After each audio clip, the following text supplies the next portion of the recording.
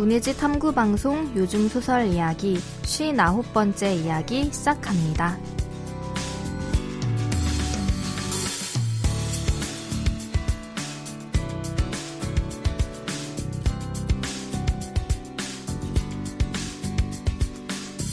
안녕하세요. 저는 KBS에서 라디오 제작하고 있는 이주영입니다.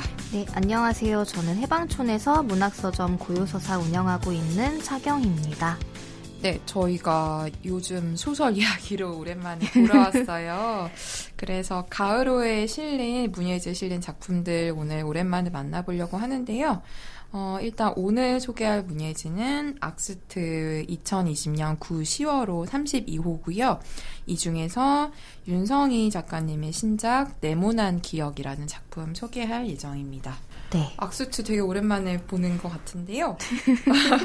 김순 작가는 제가 너무 좋아하는 김순 작가님 표지여서 일단 되게 마음에 들었어요. 개편을 조금 한 것 같아요. 새로 신설된 코너들이 악스트에 좀 있는데요. 네, 인트로는 김혜순 시인이 써주셨고 북커버라고 책 표지 관련해서 이야기하는 코너도 있고 또 해외 문학에 대해서 신간 좌담하는 자리도 생겼더라고요. 이게 제목이 테이블이라는 건데 이번 호에서는 그들이 가지고 다닌 것들, 팀 오브라이언 장편소설에 대해서 이승학 대표, 손보미 김유진 작가, 백담 강하길 작가 같이 이야기한 좌담이 실려있고 저는 악스트에서 이번에 인상 깊게 봤던 게 메인 코너는 아닐 수 있는데 바이오그래피 에세이 있잖아요. 네.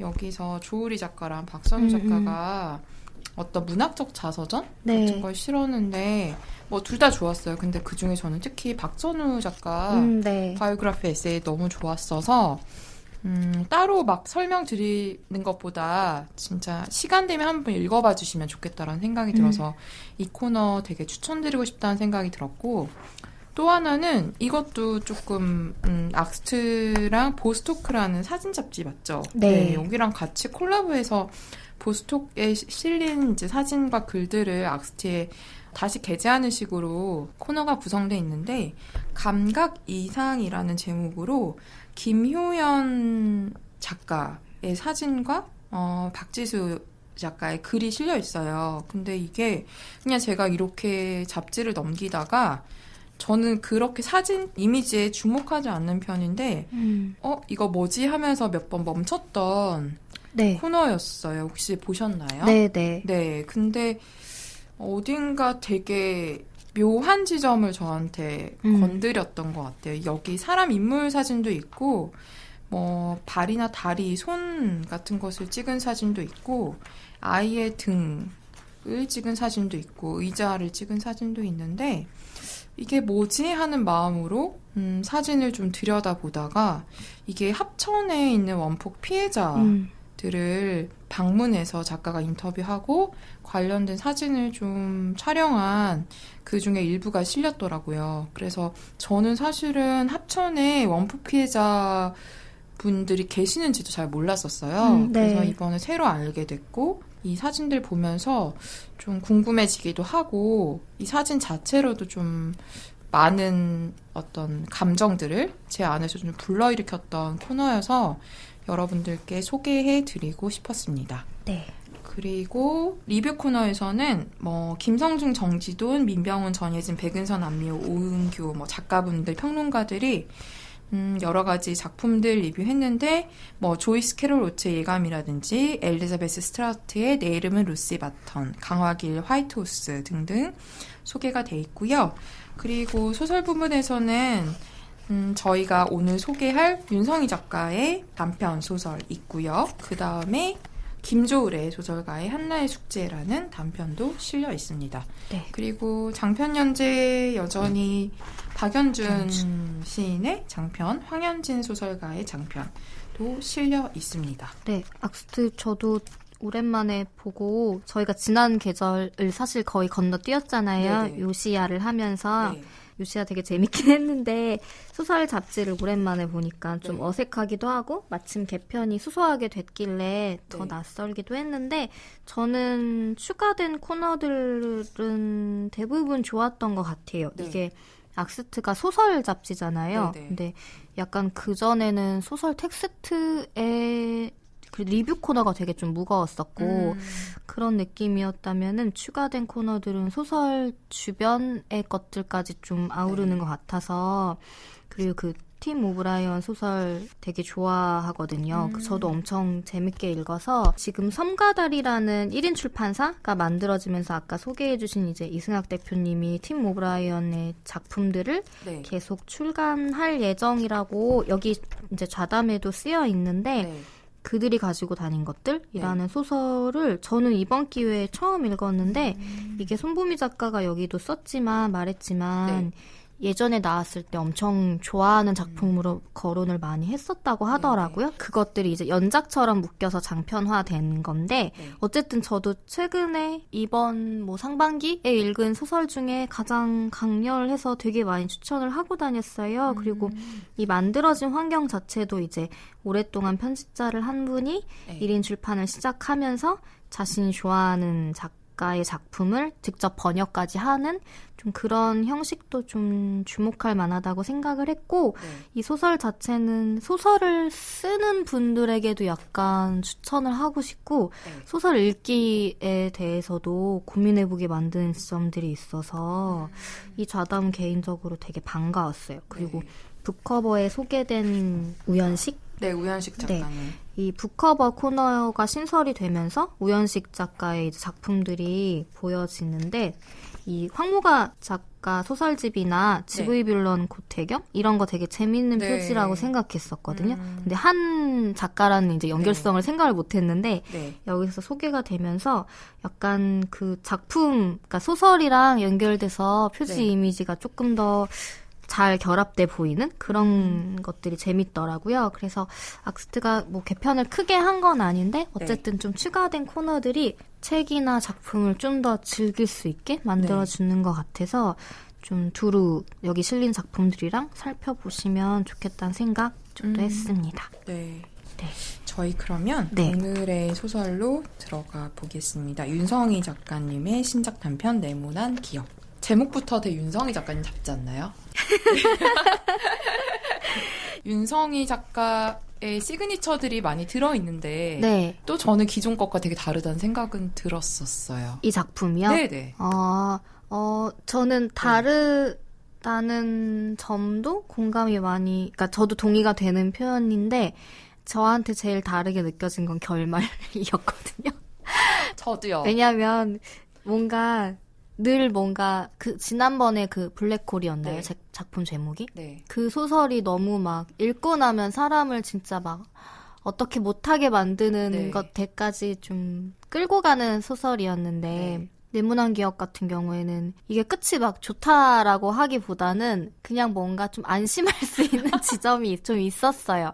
인물의 변화가 있었는데 그게 좀 전 다르게 느껴졌어요. 왜냐면 윤성희 작가님 기존 작품들은 인물의 변화가 있다기보다는 주변의 변화들을 좀 감내하면서 살아가는 인물들의, 그러니까 받아들이면서 사는 인물들이라고 생각을 했는데 여기서는 이제 민정이라는 인물이 저한테는 좀 변한 인물로 느껴져서 그게 좀 반갑기도 하고 누군가는 답지 않다라고 얘기할 수도 있겠지만 저는 그 점이 그래서 좋았던 것 같아요. 읽는 독자의 마음으로는. 물론 하지만 그 앞까지는 정말 사람을 너무 쥐락펴락하기 때문에 막 이게 그 전에 윤성희 작가님 소설과 다르게 마냥 긍정적인 부분을 갖고 있다고 할 수는 없겠지만 근데 마지막이 다행히 안심할 수가 있어서 조금이라도 저번에 그 블랙홀에서 약간은 좀 돌아 나올 수 있는 기분이 좀 들었어요. 저는 좀 놀란 게 아니 이분이 이런 이야기를 쓰시다니라고 놀랐던 부분이 이게 남녀의 연애 얘기잖아요. 네, 사랑 이야기. 정민이란 남자, 민정이란 여자의 연애 얘기는 사랑 얘기인데 저는 거의 사랑 얘기를 읽은 적이 남녀관계 연애 서사를 읽은 적이 거의 없는데 이게 연애 얘기인 거예요. 물론 처음엔 연애인지도 모르고 약간 읽게 되지만 그래서 또 마지막 엔딩도 그렇고 그래서 저는 좀 이분이 무슨 심경의 변화가 생겼나 이렇게 느껴질 정도로 저는 오히려 마지막까지 읽고 좀 깜짝 놀랐던 작품인데 그래도 그냥 첫 문단 딱 읽으면 그냥 작가 이름 가려도 윤성희 작가님은 하는 그거는 확실히 있어요. 네, 맞아요. 여전히 너무 재밌게 읽었고 저는 그 경희님이 이 소설 읽고 되게 좋았다고 SNS에 올린 걸 봤어요. 네. 근데 어떤 게 그렇게 좋으셨던 거예요? 네. 그냥 네. 저희 늘 하던 네. 말 있잖아요. 뭐 윤성이가 윤성이 했네라는 거가 너무 똑같이 그 표현이 또 할 수밖에 없는데 네. 그냥 읽으면은 좀 약간 이렇게 빠져드는 점들이 확실히 좀 저는 그러니까 다른 소설에 만약에 어떤 독법이 있다면은 그러니까 근데 윤성희 작가님 소설 읽을 때는 그런 것들이 좀 중요하지 않게 되는 것 같아요. 그러니까 소설을 읽을 때 자체가 어떤 의미인지를 좀 아니면 뭐 전개나 구조나 이런 거를 의식하게 되는 소설도 있긴 있잖아요. 앞에서 연결되는 뭐 어쩌고 이런 것들을. 근데 윤성희 작가님은 그냥 좀 빠져들게 만드는 게 있고 그냥 읽고 났을 때는 이번 소설은 그냥 그런 느낌이었어요. 블랙홀 같은 경우는 좀 지독하게 썼다라는 생각을 했는데 이거는 힘을 빼신 것 같기는 했어요. 그냥 그러니까 그게 막 대충 썼다가 아니라 그냥 좀 자유롭게 쓰신 것 같아요. 그리고 결론이 이렇게 날 거라고 왠지 작가님도 생각을 못했을 것 같은데 조마조마하게 끌어가다가 마지막에 어떤 생각지도 못한 데에서 이제 끝이 나면서 그냥 좀 저한테는 좀 더 홀가분하게 쓰신 것 같은데 그 안에서 본인이 하고 싶은 이야기들을 조금 더 편하게 원래 하던 거가 그냥 의식하지 않고 나온 것들이 좋았던 것 같고 뭐 말하자면 너무 많죠. 이 민정 정민이라는 두 캐릭터도 각각 공감되는 부분들이 있고 그리고 이게 또 윤성희 작가님이 늘 얘기하는 게 그러니까 소수의 인물에 대해서만 얘기하지 않잖아요. 그 주변 가족, 뭐 이웃 이런 사람들을 다 아우르는데 그 사람들이 너무 밀도 있게 각각의 사연들을 가지고 등장하는 것도 너무 좋았고 저는 이 이름 정민과 민정의 이름에 관계된 얘기도 좋았지만 그 분식집 다시 갔을 때 그러니까 민정과 정민이 분식집에서 이제 같이 뭘 먹다가 사고가 나잖아요. 교통사고가 나고 나중에 정민이 몇 년 지나서 그 분식집을 갔을 때 좀 약간 그 전까지도 이렇게 좀 울음을 참고 있다가 거기서 너무 많이 좀 슬펐거든요. 그게 그런 막 돌고 도는 이야기잖아요. 이 두 사람의 인연이. 근데 돌고 돌다가 그런 생각을 좀 했던 것 같아요. 그러니까 오면서도 제가 막 좀 짜증나는 일들이 있다고 주영님한테 얘기를 했잖아요. 근데 계속 그런 느낌이었거든요. 내가 지금 뭔가 잘못되어 있구나라는 감각을 가지고 좀 살고 있는 것 같은 생각이 드는 거예요. 몇 년 동안. 그런 생각을 좀 묻어놓고 사는 것 같은데 정민이 그 분식집에 갔을 때 그 뭔가 잘못되고 있구나라는 게 그러니까 기울어져 있구나. 그러니까 어떤 돌받침 같은 게 잘못 괴어 있는 채로 살고 있는 느낌인데 그게 좀 분식집에 갔을 때 그러니까 다시 제자리를 좀 찾는 느낌 같은 게 들었고 그런 게 좀 안심되는 지점들이 그러니까 대리만족 같은 거죠. 약간 그런 지점들에서 좀 해소가 되는 게 있었고 마음의 불안이나 이 두 사람을 봤을 때 어긋나는 것들이 계속 근데 그 궤가 맞추어지는 느낌 같은 거에서 좀 되게 감정이 좀 이입이 많이 됐던 것 같아요. 그리고 항상 얘기하는 그 먹는 이야기 둘이 약간 맛집을 찾아다니는 것들이 있잖아요. 근데 그것도 사실 가슴 아프잖아요. 지금 줄거리를 얘기 안 하고 두서없이 얘기해서 무슨 얘기인가 싶겠지만 이 민정이 음식점에서 계속 일을 하는데 아르바이트를 하는데 자신이 일하는 음식점은 데려가지 않고 그러니까 같은 동네에서 다른 이제 맛있는 곳들을 찾아다니는 이야기들도 그냥 음식이 등장하는 게 아니라 다 어떤 것들이 깔려있는 그런 것들? 그런 것들에 늘 감탄하면서 읽게 되는 것 같아요. 그리고 장례식장에서 만나는 인연 같은 거 잘못하면은 그 TV 단막극스러운 설정이라고 생각을 하는데 그것도 그냥 너무 자연스러웠어요. 여기선 전혀 촌스럽거나 자기적이지 않았고 그런 그게 것들 되게 신기하죠. 이게 장례식장에서 만나는 두 남녀가 설정상으로 분명히 너무 낯이 있고 이런저런 데서 많이 봤던 설정인데 이 안에 들어와서 작가가 풀어내는 방식을 따라가다 보면 아까 말씀하신 것처럼 전혀 어떤 클리셰 같지가 않은 거예요. 그래서 그 네. 차이가 뭘까? 네. 그게 그냥 뭐 디테일의 차이인지 아니면 그냥 작가가 만들어내는 흐름의 차이인지 아니면 문체 때문인지 모르겠는데 저도 그런 생각이 좀 들었었어요. 약간 그 주영님 말씀하시는 거 듣고 생각하니까 장례식이라고 하면 왜 여기서 진짜 뻔하게 예상할 수 있는 전개가 불안한 거 있잖아요. 네. 약간 한 사람이 다른 사람의 장례식에 가는 걸로 끝날까봐 그런 뻔한 불안함이 있었는데, 근데 왜 소설에 장례식장이 많이 등장을 하지만 장례식은 죽음이라는 이미지로 보통 많이 쓰이잖아요. 네. 근데 이 둘한테는 장례식이 죽음이 아니라 그냥 그 나이 들어가는 그러니까 나이 들어가는 거를 나타내주는 장소라는 생각이 조금 그런 뉘앙스가 달랐던 것 같아요. 그러니까 둘 중 하나가 죽음과 가까워질까봐 불안한 게 아니라 나이 들어가면 주변 사람들을 잃어가잖아요. 그러면서 만나는 시간의 순서, 그러니까 시간의 흐름을 장례식이라는 장소가 어떤 상징 같은 게 있는데, 왜 우리도 대학 졸업하고 오랜만에 만나는 친구들이 결혼식 아니면 장례식 이렇게 둘인 경우들이 있잖아요. 근데 특히나 장례식에서 만나는 경우에는 조금 더 각별했던 인연인 경우들이 있으니까 그 주군이나 주군이의 가족이랑 그런 것들이 좀 시간이 흘러간다라는 그러니까 두 인물의 시간이 각자 흘러가다가 마주치는 장소였을 때의 장례식은 기존에 좀 죽음의 뉘앙스를 주는 장례식과는 조금 또 달랐던 것 같아서 물론 장례식이 죽음이라는 걸 연상하게 되는 거는 있지만 약간 이 두 인물에게 죽음이라는 그림자가 드리워지진 않았던 것 같아서 그런 것도 좀 좋았던 것 같아요. 그리고 이제 그 만나는 장례식들이 네. 부모님의 장례식에는 정작 결국 두 사람이 만나지 않고 약간 좀 떨어져 있는 친척 장례식에서 만나는 부분이 많고 저도 경희님 말씀하시는 거 듣다 보니까 장례식은 상실의 공간인데 여기서는 결국 장례식이 만남에 두 사람의 인연을 계속 이어주는 그 상실의 공간에서 새로운 관계를 만들어 나간다는 그것도 약간 아이러니하면서 조금 다른 지점을 우리에게 주는 걸까? 이런 생각도 좀 들긴 드네요. 맞아요. 이 사실 제목부터가 네모라는 이미지가 우리 너무 유명한 네모의 꿈이라는 노래 같은 거 있잖아요.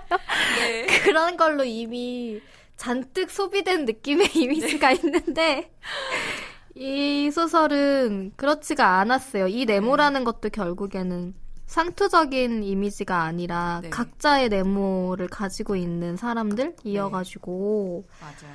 그리고 어떻게 보면은 그냥 소개했을 때는 민정이 결국에는 그 웹툰 작가가 됐을 때에 상징하는 네모 이렇게 얘기하면 되게 상투적인 이야기라고 언뜻 소개가 될 수 있으나 읽었을 때는 전혀 그렇지 않아요. 그래서 온갖 상투적인 걸 다 버무려서 전혀 상투적이지 않은 거를 쓰신 것 같아서 그런 것들이 참 다르다라는 생각? 그러니까 뭐가 더 좋다 나쁘다를 우열을 가린다기보다는 윤성희 작가의 소설은 그냥 다른 게 있는 것 같고 이게 저한테는 이제 읽을수록 조금 더 각별해지는 게 있는 것 같아요. 좀 읽는 사람을 무장해제 시키는 것들이 있어서 맞아요. 그런 것들이 너무 좋지 않을까? 그럼 이쯤에서 즐거운 설명을 해주시겠어요? 너무 그치 약간 당황스러우실 텐데 제가 할게요. 단순해요, 그쵸? 이 정민과 민정이라는 이 두 중심 인물이 있고요. 정민은 남자, 민정은 여잔데 대학교 민정이 한 학년 선배예요. 그래서 정민이 대학 들어가서 이 민정이라는 여자 선배를 좋아하게 되는 거예요. 정민이 남잔데. 그래서 민정이 부회장으로 있는 만화 동아리도 막 들어가요. 그래서 이제 막 좋아하고 있는데 술 먹고 이제 어떤 선배가 야, 너 민정 선배 네가 데려다 줘서 정민이 신나가지고 막 민정 선배 데리고 밤에 가는데 둘이 떡볶이를 먹으러 민정의 집 근처에 들어갔는데 마침 하필이면 그때 그 중학생이 몰던 차가 분식집에 돌진을 하면서 정민이 이제 민정을 약간 보호하면서 이제 그 교통사고를 낸 차에 많이 부딪히게 되고 이 일로 정민은 다리를 절게 되는 6개월 정도 병원에서 입원해서 치료를 받고 좀 큰 부상을 입게 되죠. 근데 이제 그에 반해서 이제 민정은 다행히 팔에 깁스 정도로 이렇게 좀 가벼운 부상을 당하고 그래서 이 둘 사이가 좀 큰 사고로 처음에 만나긴 했는데 그 이후로 이 사고 때문에 결국은 이제 좀 오랜 기간 동안 인생의 행로가 좀 바뀌면서 서로 만나지 못하게 돼요. 정민 같은 경우는 좀 6개월 정도 병원에 있다 보니 결국은 이제 오른쪽 다리를 살짝 절게 됐는데 그래서 군면제를 받게 되고 군대를 가지 않으니 재수 좀 해볼까? 시간을 좀 벌었으니? 라고 해서 결국 공부해서 이제 서울에 있는 대학으로 가면서 민정이랑 헤어지게 됐고 민정 같은 경우는 대학을 졸업하기 직전에 부모님이 교통사고를 당하시는 바람에 아버님은 돌아가시고 이제 어머님은 좀 오른쪽이 마비되는 큰 병환을 이제 앓게 되시는데 그것 때문에 이제 고향에 내려가서 저녁에만 하는 일들을 학원에서 일을 하다가 식당에서 일을 하게 되고 이런 식으로 이제 귀향해서 어머니를 돌보면서 사는 삶을 살게 되죠. 근데 아까 저희가 이제 한참 수다를 떨었던 것처럼 둘이 결국 다시 만나게 되는 것이 몇 년이 흘러서 어떤 사람의 장례식장이에요. 민정이 친척, 그 다음에 정민 같은 경우는 본인이 인턴을 하고 있는 회사에 관계된 사람. 그래서 이 두 사람이 장례식에서 처음 만나는데 왜 그렇게 정민이 술 한잔 할래 하면 민정이가 그냥 알았어라고 하면 소설이 끝날 것인데 꼭 나중에 먹자 이렇게 해갖고 둘이 헤어지잖아요. 그래서 그런 식으로 헤어졌다가 또 장례식에서 우연히 만나고 또 장례식에서 우연히 만나고 이런 식으로 여러 번 만나면서 단둘이 술자리를 갖기도 하고 그래서 정민이 이제 큰 줄거리만 말씀드리면 우리 3번째 장례식에서 만나서 술을 마신 날 우리 한 번 더 장례식에서 만나면 사귀는 거다라고 했어요. 근데 왜 슬픈 얘기가 틀리지 않는 건지 그럼 또 안 만나게 되잖아요. 그래서 한참 둘은 또 각자의 다른 삶을 살고 또 삶의 행로가 많이 벗어나게 되다가 어떤 계기를 통해서 아까 말씀하신 그들이 처음으로 이제 만나서 떡볶이를 먹었지만 사고를 당했던 그 현장에 정민이가 다시 방문하게 되고 그 이후로 정민이 우연히 이제 민정이가 만화를 그린다는 사실을 알게 되면서 다시 만나서 어떻게 해서 둘이 새로운 인연을 꿈꾸게 되는데 그 어떻게는 얘기 안 오시겠죠? 네. 네. 그 장례식장에 한 번 더 가면 만나자라는 게 우회적으로 마지막에 표현되어 있는데 저는 읽으면서 귀여운데? 라는 생각이 들어요. 이게 막 그렇게 큰 반전도 아니고 막 엄청 놀라운 일도 아닌데 되게 귀엽다 약간 이런 느낌으로 저는 끝에 읽었거든요. 네, 그래서 이런 귀여운 포인트들도 한번 읽어보시면서 같이 느끼셨으면 좋겠다는 생각이 들었어요. 아까 뭐가 기존의 윤성희 작가님 소설이랑 다를까라고 주영님이 하신 게 이제 소개를 들으면서 다시 또 생각이 난 게 읽었던 작품 중에 거의 유일한 것 같은데 행운이 들어가는 것 같아요. 그 민정에게 큰아버지가 어떤 또 주는 것들이 있잖아요. 어머니가 돌아가신 후에. 그리고 이제 만화를 그리게 되면서 또 행운 같은 것, 그러니까 처음으로 인물들에게 행운이 주어진 것 같아요. 왜냐면 그전에는 불운만 잔뜩 있었던 것 같은데. 근데 되게 신기한 게 그러면 되게 소설이 어두워야 되는데 안 어둡잖아요. 윤성희 작가의 소설은. 아, 맞아요. 기존의 것들도 불운 가운데에서도 뭔가 척박한 느낌이긴 한데 인물들이 막 자기 안으로 막 이렇게 파고 들어가기보다는 그래도 어떻게 건사하면서 좀 삶을 그냥 이렇게 살겠지 약간 이런 느낌. 그리고 그 안에서 좀 아기자기한 거를 챙기려고 하는 것들이 있는 것 같고 왜 이게 중간에 한번 정민이 다른 인연이랑 맺어지는 게 나오잖아요. 그때는 진짜 안 돼라고 하고 싶은 순간들도 있고 근데 분식집에 정민이 다시 찾아갔을 때 좋았다고 얘기를 한 게 그 대리만족 같았다고 느낀 게 이게 저는 약간 판타지 같다고 생각을 했거든요. 그러니까 이게 지금 환상이라는 뜻이 아니라 정민과 민정의 인연이 결국 어긋난 것도 제가 느끼기엔 정민이 민정이 자신에게 죄책감을 느낄까봐 그러니까 정민은 민정을 좋아하는 마음이지만 민정이 정민에게 병문안을 오거나 하는 건 어떤 미안함 때문일까봐 정민이 먼저 좀 모진 말로 끊어낸 것 같거든요.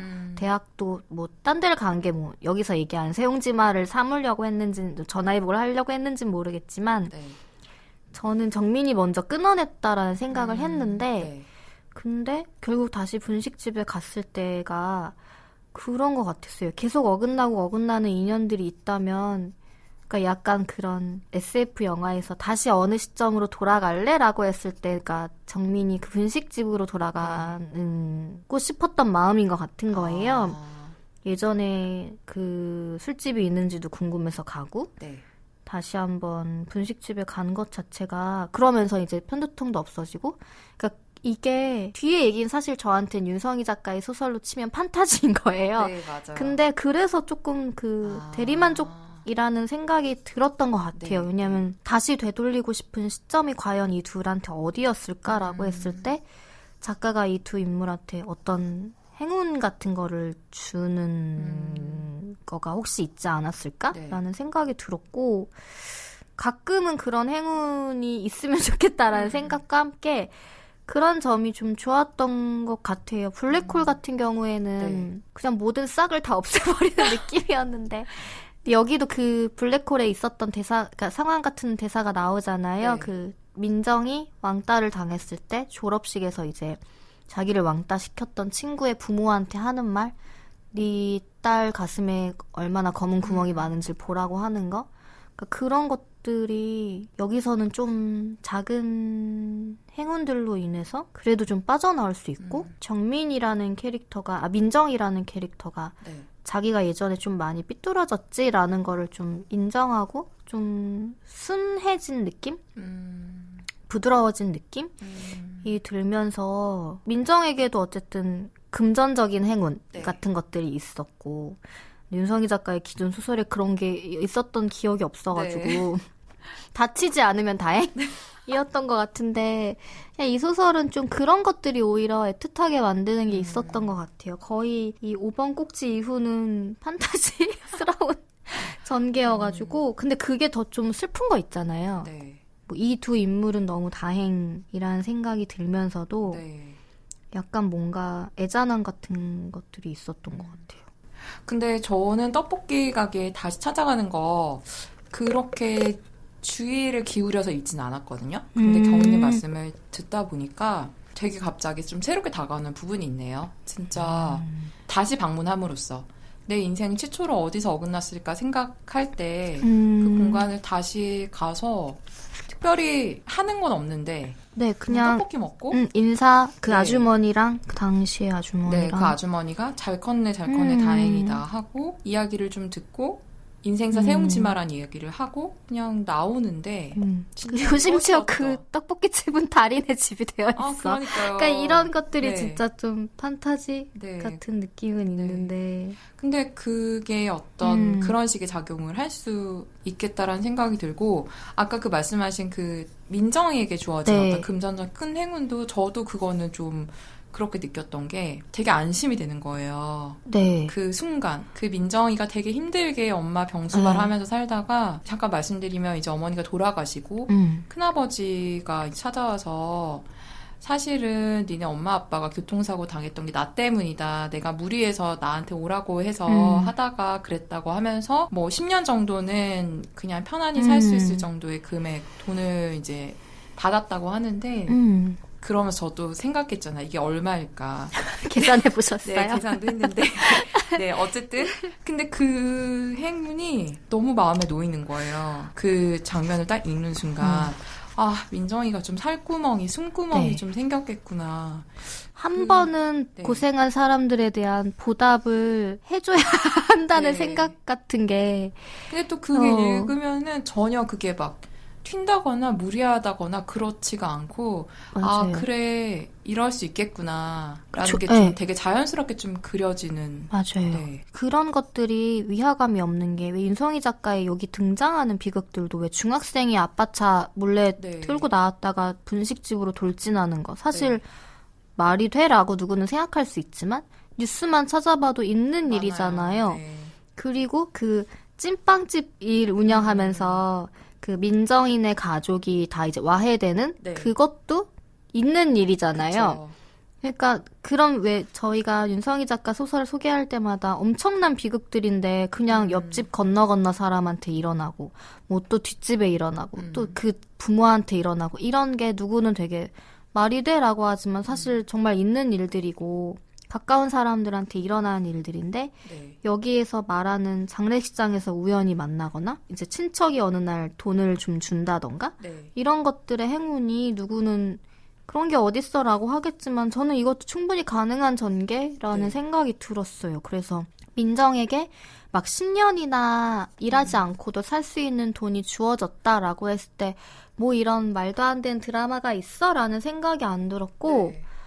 아 너무 다행인 일이고 네. 가능한 일이고 그럴 수도 있고 그런 사람들도 있는 것 같고 주위에도 네. 뭐 누군가는 엄청난 로또 수준의 행운이라고 생각할 수도 있겠지만 아마 민정은 엄청 최소한의 생활비로 살았을 거라는 생각이 드니까 네, 맞아요. 누군가한테는 3, 4년이면 써버릴 돈을 민정은 10년도 쓸 수 있는 거겠죠. 네. 아무튼 그런 것들이 위화감이 없어서 그런 것들이 항상 좀 신기했던 것 같아요. 그러니까 여기 윤성희 작가의 이 네모난 기억 안에서 몇 개의 에피소드만 빼도 네. 소설 몇 편이 나올 거란 생각이 들어요. 네. 그 이야기의 전개에서 있는 사건들을 뺐을 때. 근데 이거는 이 한 편의 작품 안에 들어있는 것들이 되게 많잖아요. 네. 그래서 그냥 늘 항상 느끼는 게 그냥 이거는 뭐 누군가의 이게 단편이잖아요. 네. 근데 전혀 단편은 보통 어떤 주요한 사건이나 뭐 어떤 장면들을 몇 개 우리가 볼 수 있는 걸로 감탄하는 것도 충분한데 네. 윤성희 작가 소설은 그냥 이렇게 떼놓으면 누구 한 사람의 인생 이렇게 그냥 돼버리는 그러니까 맞아요. 한 사람과 그 주변 사람들의 일생을 다 볼 수 있는 그런 것들이 아우르는 세계가 진짜 좀 다르지 않나? 라는 생각이 그냥 읽다 보면 자연스럽게 들어요. 그리고 좀 사람을 네. 슬프게 만드는 것들이 있어. 근데 전혀 슬프게 이게 전개가 되지 않잖아요. 네. 근데 되게 슬프죠. 저 왜 이렇게 윤성희 작가님 작품 읽으면 되게 이상한 부분에서 자꾸 좀 눈물 나게 돼요. 맞아요. 이게 여기도 막 특별히 그런 게 없는데 저는 이 소설에서는 되게 뜬금없는데 민정의 삶을 막 생각하면서 좀 눈물이 나더라고요. 여기 전혀 심파로 전혀 그리지 않았는데 맞아요. 민정의 마음이 어떨까. 대학 졸업하기 직전에 이제 앞으로 재밌게 살아갈까 생각하는 와중에 큰 비극이 닥치고 책임지게 되고 생각하지 않았던 일들을 하게 되는 약간 그런 민정의 삶을 소설 다 읽고 나서 되짚어서 생각하다 약간 눈물 나는 약간 그런 저는 좀 이상한 경험을 다른 작품에서처럼 하게 됐고 등장하는 사람들의 어떤 삶의 방식 같은 게 이건 되게 공통적인 건데 아까 말씀하셨지만 되게 삶에서 발생하는 불행이라고 어떤 사람들은 말할 수 있는 그런 좀 갑자기 닥치는 어려움들을 되게 순순히 받아들이는 게 있는 것 같아요. 맞아요. 별로 억울해하거나 막 저항하거나 분개하거나 왜 내 인생 이렇게 하지 않고 좀 되게 순순히 받아들이더라고요. 맞아요. 여기도 이제 계속 둘이 뭔가를 먹고 마시고 이런 것들이 나오잖아요. 네. 그 말씀하신 거랑 연결되는 지점에서 이게 항상 슬프면서도 슬프지 않았던 이유가 뭘까라고 했을 때 너무 좋았던 장면 중에 하나가 둘이 이제 술을 계속 마시다가 감자탕집을 가는 장면이 있거든요. 네. 근데 비를 맞아요. 비가 갑자기 내려서 비를 맞고 감자탕집에 들어가니까 식당 주인이 수건을 가져다 주면서 비 맞고 감자탕 먹으면 진짜 맛있어요 라고 하고 둘이 있거든요. 네. 근데 이게 그냥 이거 같은 거예요. 사실 비 쫄딱 맞으면 기분 나쁠 수도 있고 되게 이건 안 좋은 일이잖아요. 갑자기 그쵸. 비를 맞는다는 건. 근데 들어갔는데 갑자기 그게 되게 감자탕을 더 맛있게 먹기 위한 어떤 사전에 퍼포먼스 같이 환기가 되고 또 둘도 웃어. 그 얘기를 듣고. 맞아요. 그러니까 이런 게 있는 것 같아요. 그러니까 그 이상한 가운데 긍정 같은 게 있는 거야. 근데 이게 너무 좋았어요. 그리고 정말 맛있을 것 같다는 생각을 했어.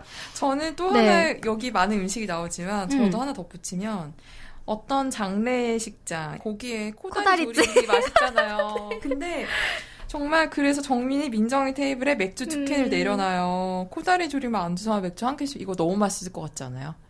그렇기도 하고 네. 장례식장에 얼마나 많이 갔으면 네. 이 장례식장은 뭐가 맛있는지를 파악하게 된다는데 그것도 그래. 장례식을 가는 게 유쾌한 일이 아닌데. 근데 되게 있을 법한 일이잖아요. 그 가운데 맛있는 걸 찾아내는 이 또한 이 무슨 긍정인지. 네. 그래서 막 그런 장면이나 저는 또 제가 제일 좋았던 장면 하나 얘기하면 이거는 왜 좋은지 모르겠는데 어릴 때 민정의 이제 어머니 사촌 언니가 돌아가셔서 그 지물포 이모라고 불리는 그 이모의 장례식에 가면서 민정이 회상하는 장면이 있는데 이모가 이제 도배를 어릴 때 하셔갖고 엄마랑 이제 같이 따라가면 엄마가 이제 뭐 때문에 자기를 혼내죠. 그래서 뭘 잘했다고 우니 어머니는 앙칼지게 말했다. 그때 도배를 하던 이모가 목에 두르고 있던 수건으로 어머니의 등을 때렸다. 넌 뭘 잘했다고 얘를 혼내니? 그리고 이모는 수건으로 민정의 얼굴을 닦아주었다. 수건에서 나던 땀 냄새, 그 냄새는 오래 민정을 따라다녔다. 근데 이 냄새가 코끝에 막 스치는 것 같은 거예요. 되게 별거 아닌데 이런 냄새가 되게 오래 기억나잖아요. 네, 그래서 맞아요.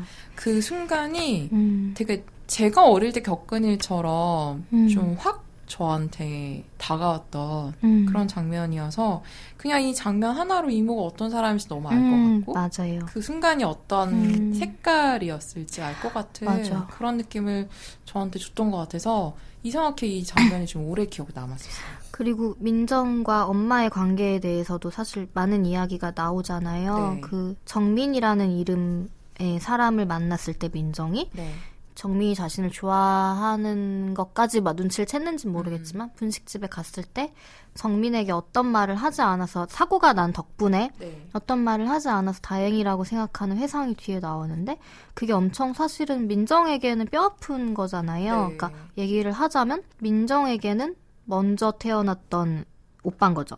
오빠가 있었는데 일찍 죽었고 그 오빠의 이름이 정민이었고 그 다음에 이제 아빠가 민정에게 미안하다고 한 게 다시 아이를 낳으면 엄마가 괜찮아질 줄 알았는데 막상 아이를 낳았는데 오히려 정민과 거꾸로 민정이라는 이름을 붙여줄 정도로 정민의 그림자에서 민정은 산 거잖아요. 그리고 거의 이제 엄마에 대한 기억은 좀 그렇게 등짝을 맞는다던가 약간은 매정한 정이 없는 자신에게 그런 엄마의 모습인데 또 그러다가도 배꼽 구경하면서 막 웃었던 그런 장면 같은 것들도 등장을 하고 뭐 나중에 참치집 갔을 때 배꼽살 먹는 막 이런 얘기 하면서 참치한테도 배꼽이 있구나라는 그런 것들이 사소하게 등장을 하는데 계속 그런 안 좋은 기억 가운데 좋았던 것들을 좀 건져내면서 사는 느낌이었어요. 그래서 민정이라는 캐릭터가 어쩌면 그러니까 뭐 밝고 심지가 굳고 긍정적이야 이렇게라고 정의 내릴 순 없겠지만 그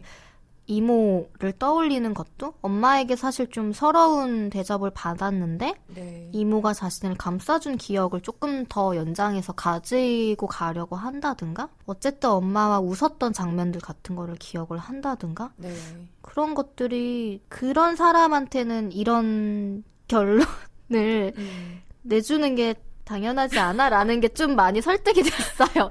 그러니까 정민은 사실 여기서 어떤 성격적인 거나 그런 게 막 민정만큼이나 드러나진 않는 것 같은데 정민도 이제 아버지부터 내려오는 어떤 이야기들이 있지만 근데 민정이라는 캐릭터가 훨씬 더 좀 속내나 성품 같은 거를 알 수 있는 부분들이 있어서 어떻게 보면 정민 자체가 민정한테 또 행운인 것 같아요. 그러니까 그 정민이라는 이름을 또 극복을 할 수가 있고 자기를 이 둘이 몇 년에 한 번씩 만나는 거잖아요. 몇 년에 한 번씩 만나면서도 자기에게 계속 지속적인 애정을 표현해주는 관심을 표현해주는 정민이라는 존재를 결국 받아들이게 되면서 민정이 자기한테 주어졌을지도 모르는 행운들을 그전에는 좀 외면해 왔다면 이제는 좀 그런 불운을 받아들이는 것 다음에 행운도 순순하게 받아들일 수 있는 거? 사실 행운 받아들이는 것도 쉬운 일은 아니라고 생각하거든요. 왜 칭찬을 대하는 것과 비슷하다는 생각이 드는데 내가 이런 걸 받아들여도 될까? 내 삶에? 맞아요. 그 삼촌의 그런 것도 만약에 정말 삼촌의 원망이 있었으면 거절했을 수도 있는데 그렇지 않고 그게 좀 자기가 계속 살아갈 수 있는 무엇으로 생각을 한다든가 행운 또한 부른 만큼이나 외면을 할 수도 있거든요. 그 행운인 걸 몰라서 외면할 수도 있고 행운인 걸 알아서도 외면할 수 있을 네, 것 불안함 같아요. 때문에 이걸 받은 다음엔 내 인생에는 분명 또 뭐가 있겠지라는 불안 같은 것도 있으니까. 근데 행운이든 불운이든 순순하게 좀 받아들일 수 있는 사람이라는 생각이 들어서 네. 그리고 여기서 이제 세용지마라는 말이 이제 몇 번 나오잖아요. 네. 그냥 어떻게 보면 이 소설의 주제는 세용지마라고 해야 될지 모르겠지만 그런 것들이 이 두 인물한테 너무 번갈아 가면서 나타나는 게 근데 진짜 참 인생사 세용지마는 그냥 몇천 년 전부터 내려온 어떤 인생을 얘기할 때 진리 중에 하나인데 와, 인생사 세용지마를 소설에 넣을 때 그래서 감이 못 넣을 것 같거든요. 네. 이걸 어떻게 넣어? 이건 그냥 인생인데. 맞아. 근데 안 뻔해. 너무 신기해요. 맞아요. 네. 그냥 어쨌든 계속 이제 반복하는 얘기인데 그 전에 윤성희 작가 소설가랑 다른 게 네. 근데 우리는 사실 세용지마라는 단어, 그 사자성어를 들었을 때도 좀 불행에 대한 거를 더 많이 생각하잖아요. 그리고 세용지마는 사실 비극이 일어났을 때, 불행이 일어났을 때 다음에 대한 긍정을 위한 말로 더 많이 쓰이잖아요. 네. 실제로 이제 엄청 좋은 일이 있었을 때 세용지마를 떠올리진 맞아요. 않잖아요. 네. 그냥 좋은 일은 좋은 일로 끝나지 세용지마니까 다음에 불운이 닥치겠지 이렇게 네. 생각을 안 하잖아요. 근데 그 말을 좀 많이 힘을 삼아서 살아가고 그 뻔한 전개들을 여기서 보여주는 것 같아서 이게 막 엄청 희망적이라거나 그런 느낌의 소설이라고는 못하겠는데 그냥 그 정말 세용지마라는 것을 여기에 이렇게 풀어놓으면 이렇게 되겠구나. 네. 아니 그 전에 그렇게 블랙홀이라고 얘기를 해놓으시고 여기서 다시 한번 좀 사람을 좀 쥐락펴락 하시면서 네. 읽는 사람을 진짜 좀 놓치지 않고 읽어내게 만드는 게 있는 것 같아요. 저희 같은 사람들은 네. 엄청나게 빠져들고 좋아할 수 있는데 혹시 이거에 대해 다른 감상도 있을까라는 생각이 저는 좀 약간 상상도 잘 안 되는 거예요. 네. 그러니까 그런 생각이 들어서 그러니까 저는 이거 읽고 너무 좋아가지고 네. 친구한테 이거를 그날 이제 보여줬거든요. 너도 네. 읽어보라고. 근데 친구도 막 울었어요. 그러니까 엄청 막 울었다기보다는 네. 막 눈물이 글썽글썽해서 터지기 직전이었는데 네. 그런 게 좀 자연스럽게 느껴져서 네. 윤성희 작가의 소설을 왜 더 안 읽지? 약간 네. 그런 생각이 들면서 근데 어제도 꼭 읽어보셨으면 네. 좋겠어요. 블랙홀을 좋아하셨던 분들이면 당연히 더 읽어보셨으면 좋겠고 블랙홀이 이거 너무 힘든데라고 했던 분도 네모난 기억을 통해서 조금 가볍게 다시 윤성희 소설을 받아들일 수 있는 그런 기회가 됐으면 좋겠다는 생각도 들고 일단 윤성희라는 이름이 잡지에 등장하면 일단 기분 좋아지는 것 같아요. 기대되고. 맞아요. 그래서 참 고마운 작가라는 생각이 들었습니다. 네, 이렇게 윤성희 단편소설 네모난 기억에 대해 이야기 나눠보았습니다. 저희가 2주 뒤죠. 다음 방송에 윤성희 작가님의 이 네모난 기억을 작가님의 목소리로 전문 낭독으로 들려드리는 특집을 마련을 했어요. 그래서 이 작품 궁금하신 분들은 악스트 읽고 들어보셔도 좋고 아니면 들어보시고 읽으셔도 좋고 작가님의 목소리로 듣는 네모난 기억 어떤 느낌일지 좀 많이 기대해 주셨으면 좋겠습니다. 문예지 탐구방송 요즘 소설 이야기 다음 시간에는 자음과 모음 2020년 가을호에 실린 이주란 작가의 단편소설에 대해 이야기 나눠보겠습니다. 윤성희 소설 네모난 기억의 일부를 경희님의 낭독으로 들으시면서 저희는 다음 시간에 인사드리겠습니다. 들어주셔서 고맙습니다.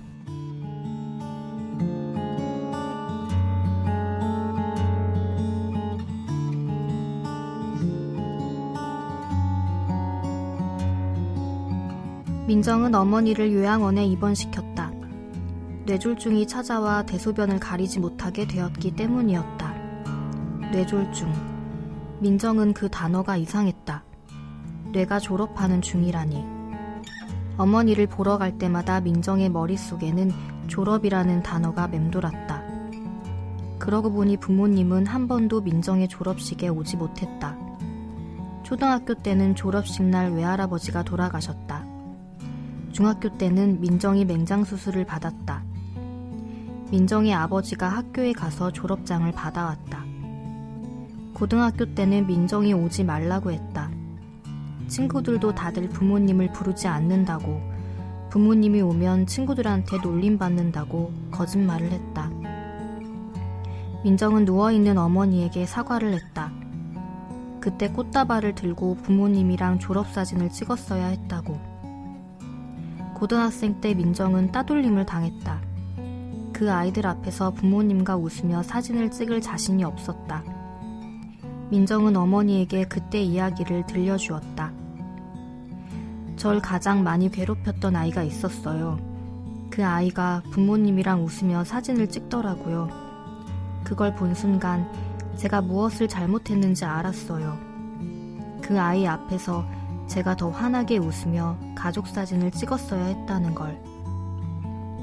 그날 민정은 그 아이의 부모님에게 다가가 이렇게 말했다. 딸 마음에 뭐가 있는지 들여다보세요. 검은색 구멍이 얼마나 많은지. 그리고 민정은 웃었다. 강당을 빠져나오는데 등 뒤에서 누군가 미친년이라고 욕하는 소리를 들었지만 뒤돌아보지 않았다.